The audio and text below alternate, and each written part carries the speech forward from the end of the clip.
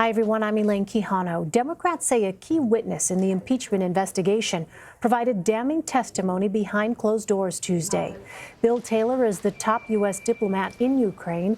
Lawmakers say Taylor filled in gaps in their timeline concerning a delay in military aid to Ukraine. Sources tell CBS News there were gasps while he read his 15-page opening statement, which CBS News has obtained a copy of.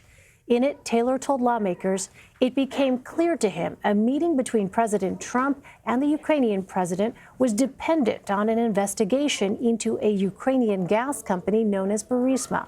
That company is linked to former Vice President Joe Biden's son. Taylor goes on to say, quote, "It was also clear that this condition was driven by the irregular policy channel guided by the president's personal attorney, Rudy Giuliani." Taylor became a central figure to the inquiry after a series of text messages were released between him and U.S. Ambassador to the European Union, Gordon Sondland, earlier this month. That included this one, where Taylor wrote, quote, "I think it's crazy to withhold security assistance for help with a political campaign." He's referring to the call between President Trump and his Ukrainian counterpart that spurred the inquiry. The White House has repeatedly defended that conversation with Ukraine.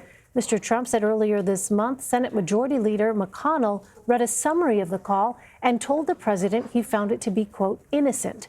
Today, McConnell refuted that. Here's his exchange with CBS News chief congressional correspondent Nancy Cordes. The president has said that you told him that his phone call with the Ukrainian president was perfect and innocent. Do you believe that the president has handled this Ukrainian situation perfectly? We've not had any conversations on that subject. So he was lying about that? You'll have to ask him. I don't recall any conversations with the president about that phone call. Those developments come as President Trump faces outrage for how he's characterizing the impeachment inquiry.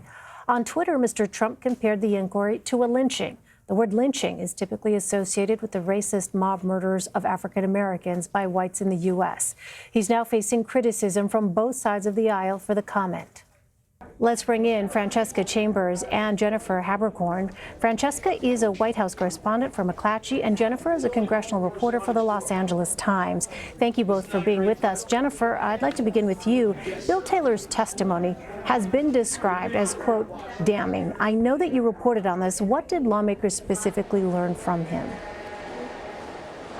Yeah, lawmakers left the SCIF in the U.S. Capitol and really seemed shocked at what they heard. What they heard was a detailed explanation directly tying the aid that Congress had approved to President Trump's request that Ukraine publicly announce an investigation. Lawmakers said that what Mr. Taylor provided was extremely detailed because he took extensive contemporaneous notes outlining all of this. They felt like it was very well documented, and he provided a really firm picture to them. Well, Republican Congressman Mark Meadows told CBS News he did not hear anything from Taylor that advanced, quote, the quid pro quo or the promise of anything with foreign aid. Jennifer, how did we see GOP lawmakers approach the testimony that was given today?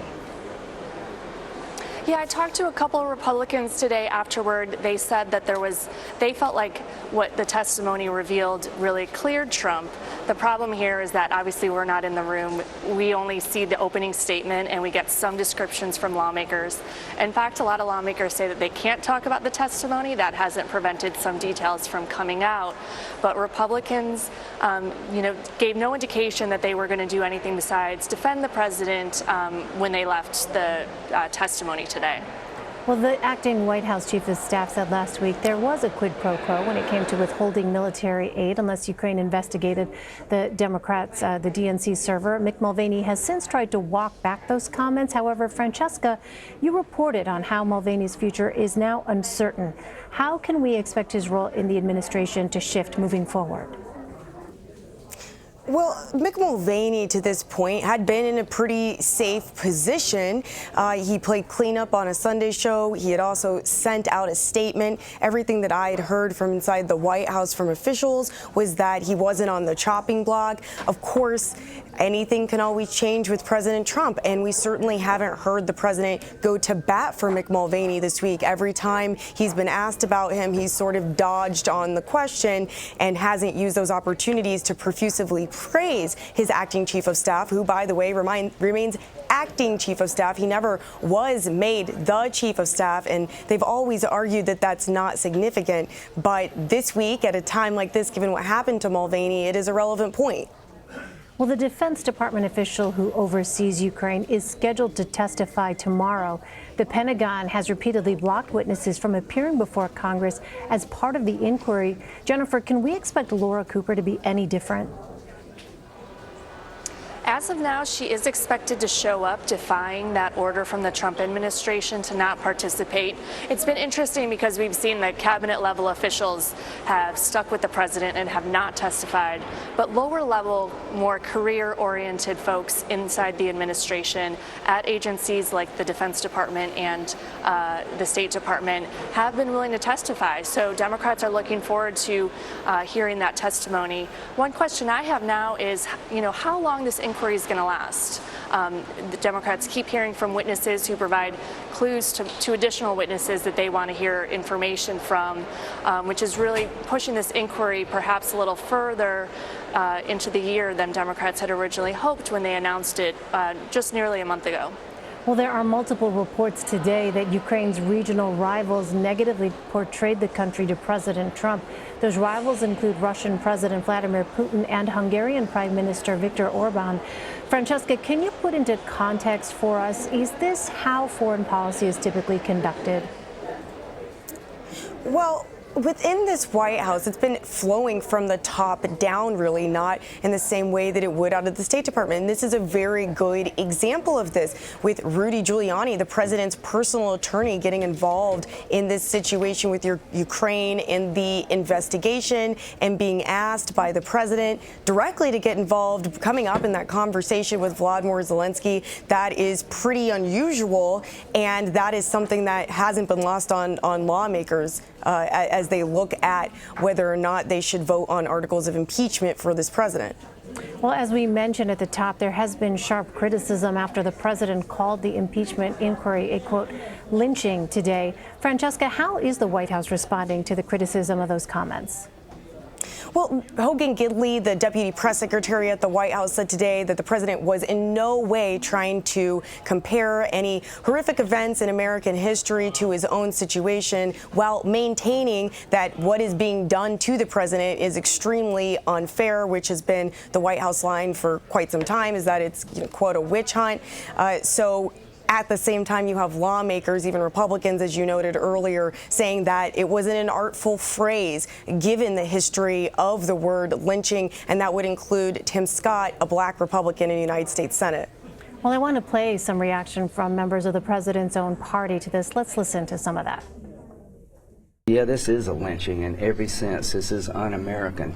I've never seen a situation in my lifetime as a lawyer where somebody's accused of a major misconduct who cannot confront the accuser, call witnesses on her behalf, and have the discussion in the light of the day so the public can judge. That's not the language I would use. It's very clear that what the Democrats are doing here does not have due process. It's not fair in the process. It's not something that this House has done ever in the past. So, Jennifer, those were two very different approaches to this. What kind of position is this putting Republican lawmakers in? Well, it's just another example of a split between the White House and congressional Republicans. And frankly, the president needs those congressional Republicans right now to defend him in the impeachment inquiry. And the more things that the president does to anger Republicans, the harder that's going to be. I mean, even if Republicans don't agree with this impeachment inquiry, they have a hard time defending the president when he makes comments like this or does things like the decision to pull out of Syria, which many Republicans disagreed with. Lindsey Graham, you played his clip. He was one of the few Republicans to really defend the president today. Most Republicans that I spoke to did not like the comments, or at the very least said that they would have phrased it differently. All right, Francesca Chambers and Jennifer Haberkorn, thanks to you both. Thanks. Thank you.